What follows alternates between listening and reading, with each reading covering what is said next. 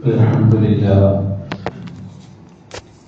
لله نحمده ونستعينه ونؤمن به ونتوكل عليه ونعوذ بالله من شرور أنفسنا ومن سيئات أعمالنا من يهده الله فلا مضل له ومن يضلله فلا هادي له وأشهد أن لا إله إلا الله وحده لا شريك له وأشهد أن محمدا عبده ورسوله أرسله بالهدى ودين الحق ليظهره على الدين كله ولو كره المشركون اللهم صل على محمد وعلى آل محمد كما صليت على إبراهيم وعلى آل إبراهيم اللهم بارك على محمد وعلى آل محمد كما باركت على إبراهيم وعلى آل إبراهيم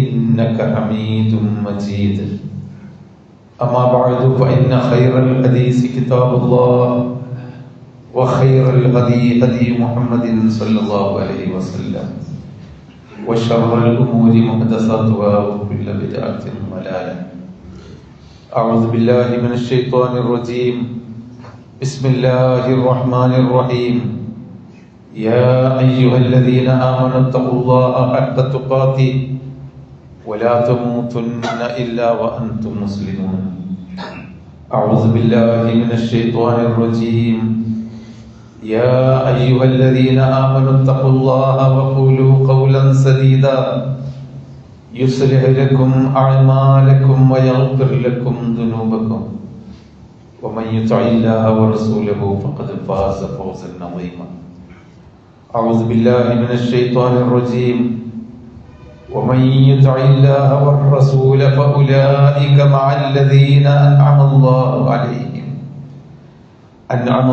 عليهم من النبيين والصديقين والشهداء والصالحين وحسن أولئك رفيقا സഹോദരന്മാരെ സഹോദരികളെ, അള്ളാഹുവിനെ സൂക്ഷിച്ചുകൊണ്ട് അവന്റെ വിധിവിലക്കുകൾ കഴിയുന്നത്ര ജീവിതത്തിൽ പാലിച്ചുകൊണ്ട് ജീവിക്കണമെന്ന് ആദ്യമായി എല്ലാവരെയും ഉപദേശിക്കുകയാണ്. നമ്മുടെ എല്ലാം ജീവിതത്തിന് ഒരന്ത്യമുണ്ട്. അതെപ്പോഴാണ് എന്ന് നമുക്കാർക്കും നിർണയമില്ല. നമ്മുടെ അടുത്തുള്ളവരും ചുറ്റുഭാഗത്തുള്ളവരും സുഹൃത്തുക്കളും ഇഷ്ടപ്പെട്ടവരും ഇഷ്ടപ്പെടാത്തവരും അറിയുന്നവരും അറിയാത്തവരുമായിട്ടുള്ള ആളുകൾ എന്നും മരിച്ചുപോയിക്കൊണ്ടിരിക്കുന്നത് നമ്മൾ കാണുന്നു. നമുക്കും ഈ ഒരവസ്ഥ വരും എന്ന കാര്യത്തിൽ നമ്മളാരും സംശയിക്കുന്നുമില്ല.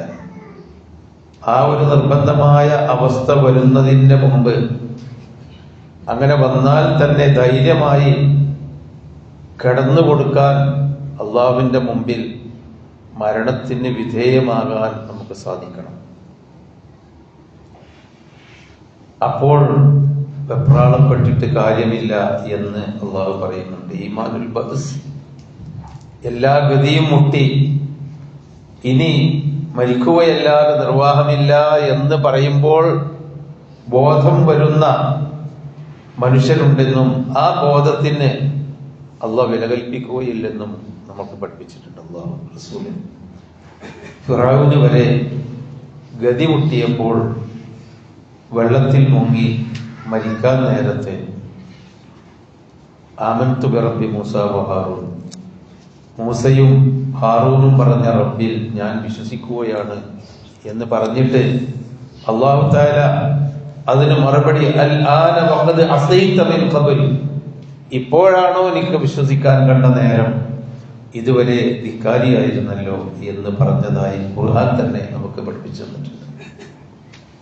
അപ്പൊ ഒരു ധൈര്യമായി അല്ലെങ്കിൽ മനസമാധാനത്തോടുകൂടി ജീവിതത്തിന്റെ അവസാനത്തെ അഭിമുഖീകരിക്കാനുള്ള തയ്യാറെടുപ്പ് ആരോഗ്യവും ആയുസ്സുമുള്ള സമയത്ത് നമ്മൾ ചെയ്യേണ്ടതുണ്ട്. നബി സല്ലല്ലാഹു അലൈഹി വസല്ലമയുടെ കൂടെ ജീവിച്ചിരുന്ന സഹാബികൾക്ക് എന്നും നല്ല അനുഭൂതിയായിരുന്നു. എപ്പോൾ വേണമെങ്കിലും നബിയുടെ കൂടെ പോയിരിക്കാം, നബിയോട് ചോദിക്കാം, മറുപടി കിട്ടും. സമാധാനപരമായ മറുപടി നബി അവർക്ക് കൊടുക്കും. എത്ര മഹാപാപികളാണെങ്കിലും നിന്റെ കാര്യം കുഴഞ്ഞത് തന്നെ നിന്നെ നന്നാവൂല എന്ന് ആരോടും നബി പറയാറില്ല. അതിനൊക്കെ മാർഗം പറഞ്ഞു കൊടുക്കും. അങ്ങനെയൊക്കെ പ്രവാചകനെ സ്നേഹിക്കുകയും പ്രവാചകന്റെ കൂടെ ജീവിക്കുകയും ചെയ്തിരുന്ന പല സഹാബിമാരും നബിയോട് പറഞ്ഞതായിട്ട് ചരിത്രത്തിൽ കാണാൻ, നബി നേരം പുലർക്കും വെളുത്താലും വൈകുന്നേരമായാലും നിങ്ങളുടെ കൂടെ ഇരിക്കാനും കേൾക്കാനും പറയാനും ഞങ്ങൾക്ക് അവസരമുണ്ട്. പക്ഷെ ഈ ഒരു അവസരം കഴിയുമല്ലോ മരിച്ചു കഴിഞ്ഞാൽ. നിങ്ങൾ മരിച്ചാൽ വലിയ വലിയ ഉന്നതമായ സ്വർഗലോകത്തേക്ക് താങ്കൾ ഉയർത്തപ്പെടും അമ്പിയാക്കന്മാരുടെ കൂടെ. സാധുക്കളായ ഞങ്ങൾക്ക് ഈ ജീവിതത്തിൽ നിങ്ങളെ കൂടെ കഴിയാൻ പറ്റില്ലല്ലോ, അതിൽ ദുഃഖമുണ്ട് എന്ന് പറഞ്ഞ ചരിത്ര സംഭവങ്ങൾ കാണാം. ഒരാളോട് മാലിയാറാക്ക മഹസൂനൻ, എന്താണ് നിനക്കൊരു ദുഃഖം എന്ന് ചോദിച്ചപ്പോ അങ്ങനെ പറഞ്ഞതായിട്ടും അവിടുത്തെ ചരിത്രത്തിലുണ്ട്. എന്തായിരുന്നാലും ആ സഹാബിമാരൊക്കെ അവരോടൊപ്പം നബിയോടൊപ്പം അങ്ങനെയാണല്ലോ നമ്മളും. നല്ല കൂട്ടും കുടുംബവും, എല്ലാവർക്കും കുട്ടികളും മക്കളും കുടുംബവും സുഖവും ഒക്കെ ആയി ജീവിക്കുമ്പോൾ നമുക്കും തോന്നും ഇതൊക്കെ എന്നും നിലനിന്ന് കിട്ടിയാൽ. നമ്മൾ ആഗ്രഹിക്കുന്നതാണ്. നമ്മളെവിടെ കൂട്ടുകാരുടെയും കുടുംബത്തിന്റെയും ഭാര്യ മക്കളുടെയും കൂടെ ആണെങ്കിലും ഇവരെന്നും നിലനിൽക്കണം. അങ്ങനെ അവർ ആഗ്രഹിച്ചു. നബി സല്ലല്ലാഹു അലൈഹി വസല്ലമക്ക് ചില ആളുകൾ അങ്ങനെ ആഗ്രഹം പ്രകടിപ്പിക്കുകയും അതില് മരിച്ചുപോയാൽ നബിനെ കിട്ടൂലല്ലോ എന്ന് വിഷമിക്കുകയും ചെയ്തപ്പോൾ ഇറങ്ങിയ ഒരായത്താണെന്ന് ഖുർആൻ വ്യാഖ്യാതാക്കൾ പറഞ്ഞൊരു വചനമാണ് ഞാൻ നിങ്ങളെ കേൾപ്പിച്ചത്. സൂറത്തു നിസായിലെ 69-ാമത്തെ വചനം. അവർ റസൂൽ, അള്ളാഹുവിനെയും റസൂലിനെയും ആരെങ്കിലും അനുസരിച്ച് ജീവിച്ചാൽ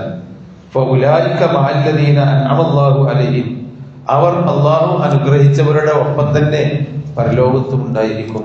മിനൻ നബിയീൻ, നബിമാരാവട്ടെ, വസിദ്ദീഖീൻ, നബിമാരെ അംഗീകരിച്ച സിദ്ദീഖുകളാവട്ടെ, വശുഹദാഇ, നല്ലവരായ ഷഹീദുകളായ രക്തസാക്ഷികളായി മരിച്ച ആളുകളാവട്ടെ, വസാലിഹീൻ, സാലിഹീങ്ങളായ മനുഷ്യരാവട്ടെ, അവരുടെ കൂടെ നല്ല നിലക്ക് അള്ളാഹുവിനെ കീഴ്പ്പെട്ട് അനുസരിച്ച് ജീവിച്ച് മരിച്ചാൽ പോകാം എന്ന് അള്ളാഹു തആല ഈ ആളുകൾക്ക് സന്തോഷവാർത്ത അറിയിച്ചുകൊണ്ട് ആയത്തിറക്കി. അവരാണ് പരലോകത്തും നല്ല കൂട്ടുകാർ. ദുനിയാവിൽ പ്രവാചകന്റെയും സഹാബിമാരുടെയും കൂട്ടുകെട്ട് പോലെ തന്നെ പരലോകത്തും റഫീഖുകളായിട്ട് കൂട്ടുകാരായിട്ട് അവരുണ്ടായിരിക്കുമെന്ന് ആയത്ത് വരികയും നബി സല്ലല്ലാഹു അലൈഹി വസല്ലമ അങ്ങനെ മനപ്രയാസമുണ്ടായിരുന്ന ആളുകളോട് സന്തോഷവാർത്ത അറിയിച്ചു. നിങ്ങൾ ദുഃഖിക്കണ്ട, നമ്മളൊക്കെ മരിച്ചു പോയാലും നിങ്ങൾക്ക് എന്റെ കൂടെ നല്ല റഫഖത്തിന്റെ കൂടെ, സുഹൃത്തുക്കളുടെ കൂടെ സ്വർഗത്തിൽ കഴിഞ്ഞുകൂടാം. ഞങ്ങളൊക്കെ അമ്പിയാക്കന്മാരുടെ ഉയരത്തിലേക്ക് പോകുമ്പോൾ നിങ്ങൾക്കും ഉയരത്തിലേക്ക് വരാം. എപ്പോൾ? റസൂൽ, അള്ളാഹുവിനെയും റസൂലിനെയും അനുസരിച്ചുകൊണ്ട് ജീവിച്ചാൽ എന്ന് പറഞ്ഞതായിട്ട് കാണാം സഹോദരന്മാരെ. അതാണ് ഇത്തിബാഉർ റസൂൽ. റസൂലിനെ സ്നേഹിക്കുക എന്ന് പറയുന്നത് അതാണ്. ഏറ്റവും ചെറിയ കാര്യത്തിൽ പോലും മഹാന്മാരായ ആളുകൾ പറഞ്ഞത് കാണാം. ഇന്ന മൻസിലത്തൽ മുഅ്മിനി തുഖാസു, നമ്മളുടെ ഒരു സ്ഥാനം നമ്മളുടെ ജന്മം കൊണ്ടല്ല അളക്കപ്പെടേണ്ടത്. ഞാൻ ഏത് കുടുംബത്തിൽ ജനിച്ചു, എന്റെ എത്ര തലമുറ മുമ്പ് ഇസ്ലാമിൽ വിശ്വസിച്ചവരാണ്. റസൂലുള്ളാഹിന്റെ കാലത്ത് തന്നെ ഞങ്ങളുടെ വല്യപ്പൻ ഇസ്ലാമിലാണ്, അല്ലെ എന്റെ ബാപ്പ ഈ അടുത്ത കാലത്ത് ഇസ്ലാം മതത്തിലേക്ക് വന്ന് കൂടിയ മുഅ്മിനാണ്. ഇതൊന്നും അള്ളാഹുവിന്റെ അടുക്കൽ പ്രശ്നമേ അല്ല. അള്ളാഹു പറയുന്നത്, റസൂൽ മഹാന്മാര് പറയുന്നത് ഈ ഹദീസിന്റെ അടിസ്ഥാനത്തിൽ ഇന്ന മൻസിലത്തൽ മുഅ്മിനി തുഖാസു ബിത്തിബാഇ റസൂൽ, നബി സല്ലല്ലാഹു അലൈഹി വസല്ലമയെ അംഗീകരിച്ചുകൊണ്ട് പിന്തുടർന്നുകൊണ്ട് ജീവിക്കുന്നുണ്ടോ അവനാണ് മുഅ്മിനിന്, അവിടെയാണ് സ്ഥാനം. ആ അളവ് പോലെ, ആ മിഖ്യാസ്, ആ സ്കെയിൽ വെച്ചിട്ടാണ് അല്ലാഹു തആല മനുഷ്യനെ അളക്കാറുള്ളത്.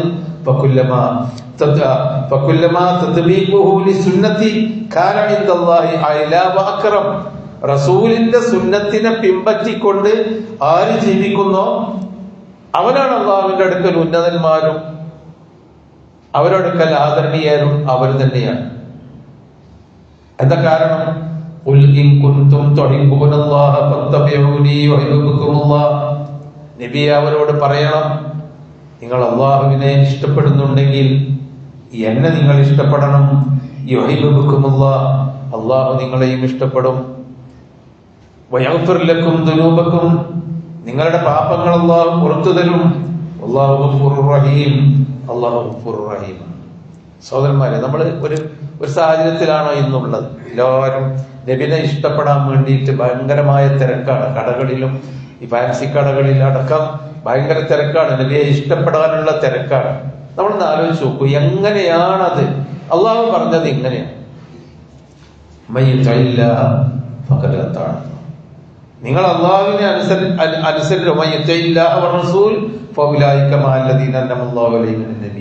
അള്ളാഹുവിനെയും റസൂലിനെയും അനുസരിക്കണം. കഴിഞ്ഞ ദിവസം നമ്മൾ സൂചിപ്പിച്ചതുപോലെ ചില കാര്യങ്ങളിൽ അള്ളാഹുവിനെ അനുസരിക്കാതിരുന്നാൽ നമ്മൾ മുസ്ലിം ആവില്ല. പിന്നെ നമ്മൾ അള്ളാഹുന്റെ റസൂലിനെ സ്വീകരിച്ചിട്ട് ഇഷ്ടപ്പെട്ടിട്ട് കാര്യമില്ലല്ലോ. അഖീദയുടെ വിഷയത്തിൽ, നമ്മുടെ ഈമാനിന്റെ വിഷയത്തിൽ അള്ളാഹു അല്ലാത്തവരിൽ നിന്ന് രക്ഷ കിട്ടും, ശിക്ഷ കിട്ടും. പഠിച്ചവരല്ലാത്തവരെ വിളിച്ച് തേടാവുന്നതാണ് എന്ന് ആരെന്തൊക്കെ പറഞ്ഞാലും അതിൽ വിശ്വസിച്ചവൻ മുഅ്മിനല്ല. ലാ ഇലാഹ ഇല്ലല്ലാഹയുടെ അടിസ്ഥാനപരമായ കാര്യങ്ങൾക്ക് എതിരാണ് എന്ന് പറഞ്ഞാൽ, ചില വിഷയത്തിൽ അള്ളാഹുവിനെയും റസൂലിനെയും നമ്മൾ അനുസരിക്കാതിരുന്നാൽ നമ്മൾ മതത്തിൽ നിന്ന് തന്നെ പുറത്തു പോകും എന്നർത്ഥം. നമ്മുടെ ഈമാനിന്റെ കാര്യത്തിൽ നബി സല്ലല്ലാഹു അലൈഹി വസല്ലമ പഠിപ്പിച്ച രീതിയൊന്നും എന്നെ കൊണ്ട് പറ്റൂല. ഒരു പക്ഷേ ആ റസൂലിന്റെ സുന്നത്ത് ജീവിതത്തിൽ പകർത്തുന്നതിൽ ഏറ്റക്കുറവുണ്ടാവാം. പലർക്കും ആ സുന്നത്തനുസരിച്ച് മാത്രം ജീവിക്കാൻ കഴിഞ്ഞുകൊള്ളണമെന്നില്ല. പക്ഷെ റസൂലിന്റെ സുന്നത്ത് എനിക്ക് ബാധകമല്ല, അത് എനിക്ക് തോന്നിയ പോലെ നടക്കുകയുള്ളൂ എന്ന് പറഞ്ഞാൽ അത് ലാ ഇലാഹ ഇല്ലല്ലാഹ് മുഹമ്മദ് റസൂലുള്ളാഹിക്ക് എതിരാണ്. അവരിനി റസൂലിനെ സ്നേഹിക്കുന്നു എന്ന് അലമുറ ഇട്ടത് കൊണ്ട് മുദ്രാവാക്യം വിളിച്ചുകൊണ്ടൊന്നും കാര്യമില്ല. നമ്മൾ ദീനിലേക്ക് തന്നെ മടങ്ങേണ്ടത്. പിൽക്കാലത്തുണ്ടായ ദീനല്ല, അള്ളാഹുവിന്റെ റസൂല് പഠിപ്പിച്ച, ഖുർആൻ പഠിപ്പിച്ച ദീനിലേക്കാണ് നമ്മൾ മടങ്ങേണ്ടത്. ചില കാര്യങ്ങൾ നമ്മൾ സ്വീകരിക്കാതിരുന്നാൽ മതത്തിൽ നിന്ന് പുറത്തു. ഒരു ഉദാഹരണം, നമ്മളെ നിസ്കാരം തന്നെ. അപ്പൊ ആർക്കും പരിചയമില്ലാത്തതുണ്ടല്ലോ. നബി സല്ലല്ലാഹു അലൈഹി വസല്ലമ പറഞ്ഞത്, ഈമാന് കഴിഞ്ഞാൽ ലാ ഇലാഹ ഇല്ലല്ലാഹ് മുഹമ്മദ് റസൂലുള്ളാഹി ചൊല്ലിയ ഒരാളാണോ അവൻ നിസ്കരിച്ചു കൊള്ളണം 5 നേരം. സുന്നത്താണക്കട്ടെ, 5 നേരം അവൻ നമസ്കരിച്ചു കൊള്ളണം. അൽ അഹ്ദുല്ലദീ ബൈനനാ വബൈനഹും അസ്സലാത്ത് ഫമൻ തറകഹാ ഫഖദ് കഫർ. അവർക്കാണ് നമ്മൾ ഇത്തിബാഉർ റസൂൽ വേണ്ടത്. ഇത്തിബാഉർ റസൂൽ എന്ന് പറഞ്ഞാൽ ഒരു കൊല്ലത്തിലൊരിക്കൽ ചാടിക്കളിക്കലല്ല. അൽ അഹ്ദുല്ലദീ ബൈനനാ വബൈനഹും, വിശ്വാസികളായ നമ്മുടെയും വിശ്വാസികളല്ലാത്ത അവരുടെയും ഇടയിലുള്ള ആ ഒരു ബന്ധം, അസ്സല നമസ്കാരമാണ് ബന്ധം. അതുണ്ടോ അവൻ മുഅ്മിനാണ്. വമൻ തറക്കഹ, അതാരെങ്കിലും ഉപേക്ഷിക്കുകയാണെങ്കിൽ ഫഖദ് കഫർ, അവൻ കാഫിറാണ്, അവൻ നിഷേധിയാണ് എന്ന്. അപ്പൊ നമ്മളെ ഇസ്ലാമും നമ്മളെ ഈമാനും നമ്മളെ സർട്ടിഫിക്കറ്റ് കൊണ്ടും റേഷൻ കാർഡ് കൊണ്ടും അല്ല നമ്മൾ അളക്കേണ്ടത്, ഹദീസ് കൊണ്ടാണ് അളക്കേണ്ടത്. അവൻ അതിൽ നിന്ന് പുറത്താണ് എന്നാണ് പറയുന്നത്, അതിൽ നിന്ന് പുറത്താണ്. അതുകൊണ്ടാണല്ലോ ഏത് സമയത്തും, നാട്ടിലാണെങ്കിൽ അവൻ നമസ്കരിക്കണം, യാത്രയിലാണെങ്കിൽ അവൻ നമസ്കരിക്കണം.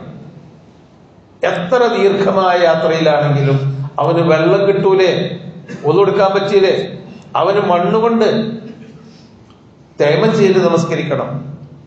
ഇനി തേമം ചെയ്യാനുള്ള മണ്ണ് കിട്ടൂലേ, എങ്ങനെയാണോ ഭൂമിയുടെ മുകളിൽ എന്തിമ തടവിയിട്ടാണോ ഉള്ളത് അങ്ങനെയെങ്കിലും നമസ്കരിക്കണമെന്നാണ് ഫുഖഹാക്കള് പഠിപ്പിക്കുന്നത്.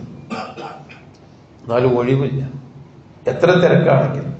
അവൻ ഒരിക്കലും യുദ്ധത്തിൽ ശത്രുവിന്റെ പിന്നാലെ ഓടുകയാണെങ്കിൽ അപ്പൊ നമസ്കരിക്കാനുള്ള ഒരു രീതി സലാത്തുൽ ഖൗഫ്, വാഹനപ്പുറത്ത് ആയുധം പിടിച്ച് അങ്കിയും തൊപ്പിയും പടയങ്കികളും അതുപോലെ തന്നെ പടത്തൊപ്പികളും ആയുധ വിഭൂഷിതരായി പോകുന്ന ആളുകൾക്ക് വരെ നമസ്കരിക്കാനുള്ള രീതി നബി സല്ലല്ലാഹു അലൈഹി വസല്ലം പറഞ്ഞു കൊടുത്തിട്ടുണ്ട്. കൃത്യമായ ആ സമയം. അല്ല, ശത്രുവിന്റെ മുന്നിൽ അണിനിരന്ന് ദ്വന്ദ്വയുദ്ധത്തിന് വേണ്ടി നിൽക്കുകയാണെങ്കിൽ സലാത്തുൽ ഖൗഫ് എന്നൊരു നമസ്കാര രീതി നബി സല്ലല്ലാഹു അലൈഹി വസല്ലം പഠിപ്പിച്ചു തന്നിട്ടുണ്ട്. ആരോഗ്യമുള്ളപ്പോഴും ആരോഗ്യമില്ലാത്തപ്പോഴും രോഗിയായി കിടന്ന് മനസ്സിൽ ഓർമ്മയുണ്ടെങ്കിൽ, കൺപോളകൾ ചലിപ്പിക്കാനേ അവനെ കൊണ്ട് കഴിയുള്ളൂവെങ്കിൽ അപ്പോൾ പോലും ഓർമ്മശക്തി നിലനിൽക്കുന്ന കാലത്തോളം സമയമായാൽ നമസ്കരിക്കണം. രോഗിയാണെങ്കിൽ രോഗികളെ പരിചരിക്കുന്നവർ അവരെ ഓർമ്മപ്പെടുത്തി കൊടുത്തുകൊണ്ട് നമസ്കരിപ്പിക്കണം. കഴിയുന്ന മാതിരി നിങ്ങൾ കൺപോളോണ്ട് നിസ്കരിച്ചോളി. പല ആളുകളും നമുക്ക് കൂട്ടത്തിലുണ്ടല്ലോ, നേരെ നിസ്കരിക്കുന്നവരുണ്ട്, ചെയറിലിരുന്ന് നമസ്കരിക്കുന്നവരുണ്ട്, അതിലിരിക്കാൻ കഴിയാത്തവർ എങ്ങനെ നിസ്കരിക്കുന്നവരുണ്ട്, കിടന്ന് നമസ്കരിക്കുന്നവരുണ്ട്. പവൻ തറങ്കഹ പങ്കെടുക്കപ്പെടും. അതിന്റെ ഗൗരവമാണ്. അപ്പൊ നമ്മൾ അതിൻ്റെതായ, അതുപോലെ തന്നെ അതിന്റെ അതൊക്കെയാണ്, അവിടെയാണ് നമ്മൾ ഇത്തിബാഇന് പ്രാധാന്യം കൊടുക്കേണ്ടത്. അതിനാണ് ഇത്തിബാഇ. ജമാഅത്ത് നമസ്കാരം, നബി സല്ലല്ലാഹു അലൈഹി വസല്ലമ ജമാഅത്ത് നമസ്കാരത്തിന് വേണ്ടി നടന്നു പോകാൻ കഴിയാത്തതുകൊണ്ട് 2 സഹാബിമാരുടെ ചുമലിൽ തൂങ്ങി നബി പള്ളിയിലേക്ക് പോയിരുന്നു. വീട്ടിൽ നിന്ന് പള്ളിയിലേക്കുള്ള ദൂരം മദീന കണ്ടോൽക്കറിയാം. ഈ വരാന്തയിൽ നിന്ന് ഇങ്ങോട്ട് ഈ മിഹ്റാബിലേക്കുള്ള ദൂരമാണ് നബിയുടെ വീട്ടിൽ നിന്ന് നബിക്ക് പള്ളിയിലേക്ക് നിസ്കരിക്കാൻ പോകുന്ന സ്ഥലം. അവിടേക്ക് പോലും അത്ര 10 അടി പോലും നടക്കാൻ കഴിയാത്ത സന്ദർഭത്തിൽ നബി സല്ലല്ലാഹു അലൈഹി വസല്ലമ സഹാബിമാരുടെ ചുമലിൽ കൈവച്ച് തൂങ്ങിപ്പിടിച്ചിട്ട് നബിയുടെ തള്ളവിരൽ ഭൂമിയിൽ കൂടി നിലത്തുകൂടി അരിച്ച് അതിങ്ങനെ കോറി നടന്നേ പോയിരുന്നു. അത്രമാത്രം അവശനായ സമയത്ത് പോലും ജമാഅത്ത് നമസ്കാരത്തിൽ പങ്കെടുക്കാൻ നബി ശ്രദ്ധ കാണിച്ചിട്ടുണ്ട്. ആ നബിയുടെ കൂടെ ഇത്തിബാഅെന്നും പറഞ്ഞ് ചാടിക്കളിച്ചിട്ട് ഒരു നിസ്കാരം, ഫർദ് നമസ്കാരം പോലും കൃത്യമായി നമസ്കരിക്കാൻ കഴിയുന്നില്ലെങ്കിൽ എങ്ങനെയാണ് നമുക്ക് ഇത്തിബാഅ് കിട്ടുക? ജമാഅത്ത് നമസ്കാരത്തിന് പള്ളിയിലെത്താൻ സൗകര്യമുണ്ടായിട്ടും, ഏതെങ്കിലും ഒരു പള്ളിയിലെത്താൻ സൗകര്യമുണ്ടായിട്ടും ജമാഅത്ത് അന്നൊക്കെ പിന്നെ മസ്ജിദ് നബവിയേ ഉള്ളൂ. പിന്നെ മസ്ജിദ് ഖുബാ ഉണ്ട് കുറച്ചപ്പുറത്ത്. നബി വീട് ചുട്ടുകരിക്കും എന്ന് പറഞ്ഞു. ജമാഅത്ത് നമസ്കാരത്തിന് വരാൻ സൗകര്യം ഉണ്ടായിട്ട് വന്നിട്ടില്ലെങ്കിൽ അവന്റെ വീട് ചുട്ടുകരിക്കാൻ വരെ എനിക്ക് തോന്നിയിട്ടുണ്ട് എന്ന് മാത്രം ഗൗരവം പറയാൻ ആ നമസ്കാരത്തിന്റെ പ്രാധാന്യം പറഞ്ഞത് എന്ന മദീനത്തെ ഒരു പള്ളി, കുറെ അകലെ ഖുബായിലെ ഒരു പള്ളി, പിന്നെ ബനു സലീമിന്റെ പള്ളി, പിന്നെ കുറച്ചൊക്കെ പള്ളികൾ ഉണ്ടായി. ഇന്ന് നമുക്ക് മുഴത്തിന് മുഴം ബാങ്ക് കേട്ടിട്ട് കണ്ണും ചോടുമില്ലാത്ത പള്ളിയുടെ ആധിക്യം നമ്മുടെ നാട്ടിലുണ്ട്. ആ ഒരു കാലത്താണ് നബി പഠിപ്പിച്ച ഈ കാര്യം നമ്മൾ ഓർക്കേണ്ടത്. റസൂലിന്റെ സുന്നത്ത് അല്ലെങ്കിൽ റസൂലിന്റെ പിമ്പറ്റൽ എങ്ങനെയാന്നുള്ളത്. അവരെ വീട്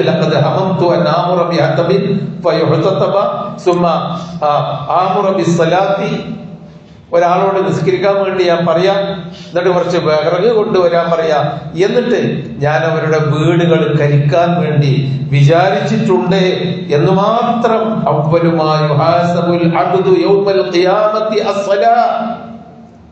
നിങ്ങൾ ഖിയാമത്ത് നാളിൽ ചെന്നാൽ ആദ്യമായി വിചാരണക്കെടുക്കുന്ന വിഷയം, ആദ്യത്തെ കേസ് നമസ്കാരത്തിന്റെ കേസായിരിക്കും. ആദ്യത്തെ കേസ് നമസ്കാരത്തിന്റെ കേസായിരിക്കും. ഇന്ന സ്വലാത്ത തൻഹാ അനിൽ ഫഹ്ശാഇ വൽ മുൻകർ.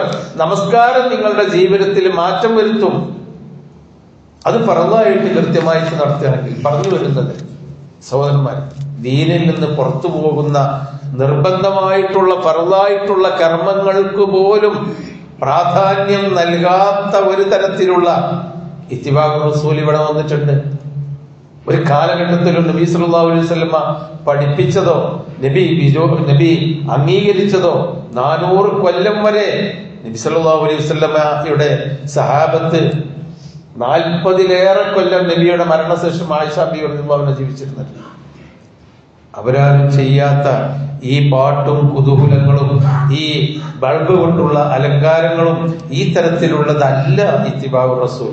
നേരെ മറിച്ച് ഫർളായിട്ടുള്ള കാര്യങ്ങൾ ആദ്യമായി ഷഹാദത്ത് കലിമ ഉറപ്പിക്കുക, പടച്ചവനോട് മാത്രം പ്രാർത്ഥിക്കുന്ന ആ തൗഹീദിലേക്ക് നമ്മൾ വരിക, നിർബന്ധമായിട്ടുള്ള കർമ്മങ്ങൾ നമ്മൾ ചെയ്യുക.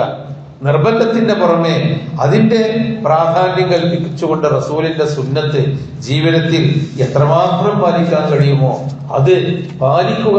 ഇതാണ് അള്ളാഹുവിന്റെ ഇത്തിബാഉർ റസൂൽ ജന്മനാ നടന്നു വന്ന കേട്ട് വന്ന ഒരു തരം ഇസ്ലാമും ഒരു തരം ഈമാനും ഞാനും മുസ്ലിമാണ് തെളിവെന്താണെന്ന് ചോദിച്ചാൽ ID കാർഡ് എടുത്തു കൊടുക്കുന്ന ആ ഇസ്ലാമിലേക്കല്ല നമ്മൾ പോകേണ്ടത്. അല്ലാഹു സുബ്ഹാനഹു വ തആല യഥാർത്ഥ മുസ്ലിമുകളും മുഅ്മിനുകളുമായി നമ്മൾ ജീവിക്കാനും മരിക്കാനുമുള്ള തൗഫീഖ് നൽകുമാറാകട്ടെ.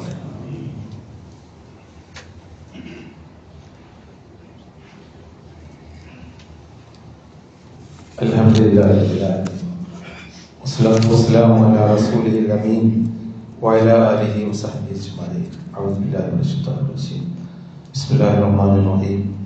യാ അയ്യുഹല്ലദീന ആമനൂ തഖുല്ലാഹ ഹഖ്ക തുഖാതിഹി വലാ തമൂതുന്ന ഇല്ലാ വഅൻതും മുസ്ലിമൂൻ. അപ്പൊ അടിസ്ഥാനപരമായിട്ടുള്ള കാര്യങ്ങളാണ് ഇബാദത്തിന്റെ കാര്യത്തിൽ. ഹജ്ജ് അത് അടിസ്ഥാനം തന്നെയാണ്. പക്ഷെ അതെല്ലാവർക്കും കഴിഞ്ഞോളന്നില്ല. സാമ്പത്തിക ശേഷി ഉണ്ടെങ്കിലും അതിനുള്ള ഒരുപാട് പ്രയാസങ്ങളുണ്ട്. അവിടെ എത്തി ആരോഗ്യം കാര്യങ്ങളൊക്കെ. സക്കാത്ത് അതിന് സാമ്പത്തികമായ ശേഷി വേണം. നോമ്പ് അതിന് ആരോഗ്യം വേണം. പക്ഷെ ഒന്നും ചെലവഴിക്കേണ്ടതില്ലാത്ത ആ നിർബന്ധ കാര്യങ്ങളിൽ പോലും വീഴ്ച വരുത്തുന്നു എന്നത് എത്രമാത്രം കുറ്റമാണ്. നബി സല്ലല്ലാഹു അലൈഹി വസല്ലം പറഞ്ഞു, ഈ ഭൂമിയിൽ ഏറ്റവും വിശുദ്ധമായ സ്ഥലം പള്ളിയാണ്. ഏറ്റവും വിശുദ്ധമായ സ്ഥലം പള്ളിയാണ്. ഏതാ നമസ്കാരത്തിന്റെ പ്രാധാന്യം നബി എത്രമാത്രം നമ്മൾ പഠിപ്പിച്ചിട്ടുണ്ട്. നിങ്ങൾ നിസ്കരിക്കുക എന്നുള്ളതല്ല, അതിന്റെ പ്രാധാന്യം. പള്ളിയാണ് വിശുദ്ധമായ സ്ഥലം. അവിടേക്ക് നിങ്ങൾ കടക്കുമ്പോ പ്രാർത്ഥിച്ച് കടക്കണം. നിങ്ങൾ അവിടെ നിന്ന് ഇറങ്ങി പോകുമ്പോ പ്രാർത്ഥിച്ചുകൊണ്ട് ഇറങ്ങിപ്പോകണം. നിങ്ങളവിടെ കടന്നാൽ 2 റക്അത്ത് നമസ്കരിക്കാതെ ഇരിക്കരുത്. നബിയുടെ ഖുത്ബ കേൾക്കാൻ വേണ്ടി ഓടി വന്ന് പള്ളിയിൽ ജുമാക്ക് ഇരുന്ന സഹാബിയെ വിളിച്ചിട്ട് ഖും ഫസല്ലി റക്അത്തൈനി, എഴുന്നേറ്റ് 2 റക്അത്ത് നിസ്കരിച്ചതിന് ശേഷം ഇരിക്ക്, കുറച്ച് പെട്ടെന്ന് നിസ്കരിച്ചു, പെട്ടെന്ന് നമസ്കരിച്ച് നീ ഇരുന്നോ എന്ന് വരെ പറഞ്ഞ ഹദീസിന്റെ അടിസ്ഥാനത്തിൽ പള്ളിയിൽ കടന്നാൽ 2 റക്അത്ത് തഹിയ്യത്ത് നമസ്കാരം വാജിബാണ് എന്ന് പോലും ഇസ്ലാമിന്റെ കർമ്മ പണ്ഡിതന്മാര് നമ്മളെ പഠിപ്പിച്ചിട്ടുണ്ട്. ആ പള്ളിയുടെ പ്രാധാന്യമാണ്. അതൊരു പക്ഷേ ഒരു ചെറിയ ചെറ്റക്കുടിയിലാവാം, ഒരു ഓലപ്പരയാവാം, അടിയിൽ മണ്ണിട്ട് തൂക്കിയതാവാം, ഒരു പഴയ പായി ആവാം. അതല്ല വിഷയം. അതിന്റെ വലിപ്പവും ഭംഗിയുമല്ല. ഖൈറു ബുഖാഇൽ അർളി മസാജിദ്, അള്ളാഹുവിന്റെ വീടാണ്. ആ അള്ളാഹുവിന്റെ വീടിന് എത്ര പ്രാധാന്യം നൽകിയത് എന്താ? അതിൽ ചെയ്യേണ്ട ഇബാദത്തിന്റെ വലിപ്പം കൊണ്ടാണ്. അങ്ങോട്ട് കയറുമ്പോ വലത്തേ കാലെടുത്ത് പ്രാർത്ഥിക്കണം, ഇറങ്ങുമ്പോ പ്രാർത്ഥിക്കണം എന്ന് പറഞ്ഞത് അതുകൊണ്ടാണ്. 2 റക്അത്ത് നമസ്കരിക്കാൻ നിങ്ങൾ പള്ളിയിൽ ചെന്ന് നമസ്കരിക്കുമ്പോ എവിടെങ്കിലും ഒരു സ്ഥലത്ത് പോയി നിസ്കരിക്കരുത്. ഒരു സൂത്രത്ത്, ഒരു മറ, ഒന്നുകിൽ ചുമരാവാം അല്ലെങ്കിൽ തൂണാവാം, അതല്ലെങ്കിൽ ഏതെങ്കിലും ഒരു സഫാവാം. ആളുകൾ നിസ്കരിക്കുന്ന സഫ്, അതിന്റെ മറ. എവിടെയെങ്കിലും ഒരു ഒഴിഞ്ഞ ഒരു വിശാലമായ സ്ഥലത്തല്ല, ഒരു സുത്രത്തുൽ മുസല്ലി, ഒരു മറ നിങ്ങൾക്ക് ആവശ്യമാണ്. അതുപോലെ തന്നെ പിന്നെ ഒരു മറ കിട്ടില്ലെങ്കിൽ ഒരു തൂണോ അല്ലെങ്കിൽ ഒരു വരയെങ്കിലും വരക്കണം. ഒരു വരയെങ്കിലും, മണലൊക്കെ നിസ്കരിക്കുമ്പോ മരുഭൂമിയിൽ ഒരു വരയെങ്കിലും, ഒരു കൊള്ളിയെടുത്ത് കൈവിന്റെ വിരലുകൊണ്ട് മണലൊരു വര വരച്ചിട്ട് അതിന്റെ പുറത്ത് വന്നെങ്കിലും നമസ്കരിക്കണം. അത്രയധികം ചെറിയ കാര്യങ്ങൾക്ക് പോലും അള്ളാഹുവിന്റെ റസൂൽ നമുക്ക് പ്രാധാന്യം പറഞ്ഞു തന്നു. എപ്പോഴും നിങ്ങൾ ബാങ്ക് കേട്ടാൽ ഫഖൂലു ഇദാ സമഅ്തുമുൽ അദാൻ ഫഖൂലു മിസ്ല മാ യഖൂൽ, മുഅദ്ദിൻ പറയുന്ന അതുപോലെ നിങ്ങളും പറയണം. ഹയ്യാല സ്വലാത്തുൽ ലാ ഹൗല വലാ ഖുവത എന്ന് ചൊല്ലണം. അത് കഴിഞ്ഞിട്ട് നിങ്ങൾ സുമസല്ലു അലയ്യ, ബാങ്കിന് ഇജാബത്ത് കൊടുത്തു കഴിഞ്ഞാൽ എനിക്ക് വേണ്ടി സലാത്ത് ചെല്ലണം. അല്ലാഹുമ്മ സല്ലി അലാ മുഹമ്മദിൻ വഅലാ ആലി മുഹമ്മദ്, അത്തഹിയ്യാത്തുൽ സലാത്ത് ചെല്ലണം. പിന്നെ സുമ്മല സലൂലി അൽ വസീല അല്ലാഹുമ്മ റബ്ബ ഹാദിഹി ദഅവതി തമ്മ എന്ന് ചൊല്ലണം. എത്ര നിബന്ധനകളാണ്, എത്ര നിഷ്ഠകളാണ് നബി സല്ലല്ലാഹു അലൈഹി വസല്ലം പഠിപ്പിച്ചത്. എനിക്ക് നിങ്ങൾ സലാത്ത് ചൊല്ലി നിങ്ങൾ എന്നിട്ട് എനിക്ക് വേണ്ടി അല്ലാഹുമ്മ റബ്ബ ഹാദിഹി ദഅവതി തമ്മ എന്ന് ചൊല്ലണം എന്ന് നബി സല്ലല്ലാഹു അലൈഹി വസല്ലം പഠിപ്പിച്ചു. പള്ളിയിൽ കടന്നാൽ സംസാരിക്കരുത്, നിങ്ങൾ പ്രാർത്ഥിക്കണം, ദിക്ർ ചൊല്ലണം. റിജാലുൻ ലാ തുൽഹീഹിം തിജാറത്തുൻ വലാ ഫീ ബുയൂത്തിൻ അദ്നല്ലാഹു അൻ തുർഫഅ വയുദ്കറ ഫീഹാ ഇസ്മുഹു. അല്ലാഹുവിന്റെ ഇസ്മ വർദ്ധിപ്പിക്കലാണ് പള്ളി. അത് ഉയർത്താൻ നിങ്ങൾക്ക് പടുത്തുയർത്തണം. എന്നിട്ട് അള്ളാഹുവിന്റെ ഇസ്മ വർദ്ധിപ്പിക്കണം. അള്ളാഹുവിന്റെ ഫീഹി റിജാലുൻ യുഹിബ്ബൂന യതതഹറു, ശുദ്ധരായിരിക്കാൻ ആഗ്രഹിക്കുന്ന ആളുകളുണ്ട് പള്ളിയിൽ. അവരോടൊപ്പം നിങ്ങൾ ഖുർആൻ പാരായണം ചെയ്യണം, ദിക്ർ വർദ്ധിപ്പിക്കണം. അവിടെ നമസ്കരിക്കുകയോ അല്ലെങ്കിൽ പ്രാർത്ഥിക്കുകയോ ചെയ്യുന്നവർക്ക് പ്രയാസമുണ്ടാക്കുന്ന സംസാരം പോലും പള്ളിക്കുള്ളിൽ നിങ്ങൾ നടത്താൻ പാടില്ല. അത്ര പ്രാധാന്യം പള്ളിക്ക് കൽപ്പിച്ചത് ആ പള്ളിയിൽ വെച്ച് ചെയ്യേണ്ട കർമ്മത്തിന്റെ പ്രാധാന്യമാണ്. അതിന് അത്രയും വലിയ പ്രാധാന്യം അദ്കാറുകളല്ലാതെ പാടില്ല. ഖുർആൻ പോലും ഒച്ചയിൽ നിങ്ങൾ ഓതാൻ പാടില്ല. പള്ളിയിൽ വന്നാൽ ഒരു വലിയായിരിക്കണം. നമ്മൾ അങ്ങാടിയിൽ പോയി ഇരിക്കുന്ന പോലെ തോന്നിയിടത്തല്ല, നിങ്ങൾ സഫായിട്ട് ഇരിക്കണം. സഫായി ഇരിക്കുക എന്നുള്ളത് നമസ്കാരത്തിൽപ്പെട്ടതാണ്, ഈമാനിൽപ്പെട്ടതാണ്. ഒരു സത്യവിശ്വാസിക്ക് സഫായിട്ടേ പള്ളിയിൽ ഇരിക്കാൻ കഴിയൂ, പള്ളിയിൽ നമസ്കരിക്കാൻ കഴിയൂ. സഫുകൾക്കിടയിൽ രണ്ടാളുകൾ തമ്മിൽ വിടവുണ്ടാവാൻ പാടില്ല. അതിൽ കൂടി ഹദഫുകൾ എന്ന് പറയുന്ന ആട്ടിക്കുട്ടികളെ പോലെ പിശാചുക്കൾ കയറി വരും എന്ന് പറഞ്ഞാൽ നിങ്ങൾക്ക് സുവാസം ഉണ്ടാകും. നിങ്ങൾ കാലുകൾ അടുത്തടുത്ത് വെച്ചുകൊണ്ട് സഫുകളായി മുന്നിൽ വന്നവർ മുന്നിൽ വന്ന് സഫിലേക്ക് ഇരിക്കണം. ശബ്ദമുണ്ടാക്കാനോ അല്ലെങ്കിൽ ഏതുവരെ എന്ന് പറഞ്ഞാൽ ഉള്ളി തിന്നിട്ടാണ് നിങ്ങളെങ്കിൽ ആ വാസന വായിൽ നിന്ന് കഴുകിക്കളയാതെ, പല്ലുതേച്ച് കഴുകിക്കളയാതെ ഉള്ളിയുടെ വാസനയുമായി പള്ളിയിൽ കിടക്കരുത്. അത് ബുദ്ധിമുട്ടുണ്ടാക്കും, ആളുകൾക്ക് പ്രയാസം ഉണ്ടാക്കരുത്. പള്ളിയുടെ അടുത്ത് നിന്ന് സംസാരിക്കരുത്. നമസ്കരിക്കുന്നവർക്ക് ബുദ്ധിമുട്ടുണ്ടാക്കുന്ന വിധത്തിൽ സംസാരിക്കരുത്. ഇമാമിനെ മധ്യമാക്കണം. നമുക്കൊക്കെ ഓരോരോ വിചാരമുണ്ട്. വലത്തെ ഭാഗത്ത് നിന്നാൽ അയേ പുണ്യം കിട്ടുള്ളൂ, വലത്തെ ഭാഗത്തല്ല പുണ്യം.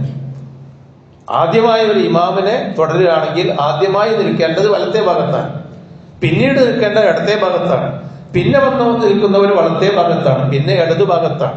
വസിത്തുൽ ഇമാം, ഇമാമിനെ മധ്യത്തിൽ നിർത്തണമെന്നാണ് നിസ്കാരത്തിന്റെ മര്യാദകളായി പഠിപ്പിച്ചിട്ടുള്ളത്. ഇമാമ മധ്യത്തിലാവണം, വലതു ഭാഗത്തല്ല. പുണ്യം പലപ്പോഴും വലതു ഭാഗത്ത് ആളുണ്ടെങ്കിൽ ഇടതു ഭാഗത്ത് നിൽക്കലാണ് പുണ്യം. സ്വപ്പ് നിൽക്കുമ്പോൾ, കസേരയിട്ടൊക്കെ ഇരിക്കുന്ന ആളുകൾ സൂക്ഷിക്കണം. ഒരിക്കലും തന്റെ ഇരുത്തം കൊണ്ട് പിന്നിലുള്ള സ്വപ്പ് മുറിയാൻ പാടില്ല, മുമ്പോട്ട് കയറിയിരിക്കണം. അപ്പൊ നമുക്ക് പേടി, എല്ലാ സ്വപ്പിന്റെയും കൂടെ മറ്റുള്ളവരെ നിൽക്കുന്നവരുടെ കൂടെ എന്റെ കാലാവൂല്ലോ, എന്റെ കസേരയുടെ കാലല്ലേ ആവുള്ളൂ, അത് മതി, മുന്നിലേക്കാണ് കയറിയിരിക്കേണ്ടത്.